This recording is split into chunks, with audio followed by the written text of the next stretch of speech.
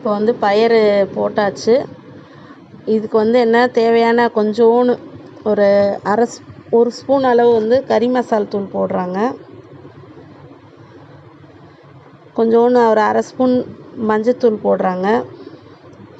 இது தேவையான அளவு மிளகாத்தூள், நம்ம காரத்துக்கு தக்கன மிளகாத்தூள் போட்டு இதை நல்லா பிரட்டி விட்டுட்டு அந்த எண்ணெயிலே வதக்குறாங்க. அந்த மசாலாவையும் இந்த மிளகாத்தூள் அந்த தூள் எல்லாத்தையும் அந்த எண்ணெயிலே நல்லா வதக்கி பிரட்டி விட்டு கொஞ்சம் அந்த லைட்டாக பச்சை வாசனை போகிற தொட்டிக்கும் லைட்டாக வதக்கி விட்டுக்கிட்டே இருக்காங்க.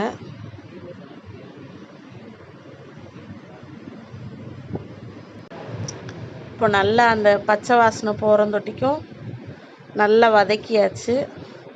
இப்போ என்ன பண்ணிடலாம், இதுக்கு தேவையான அளவு உப்பை போட்டு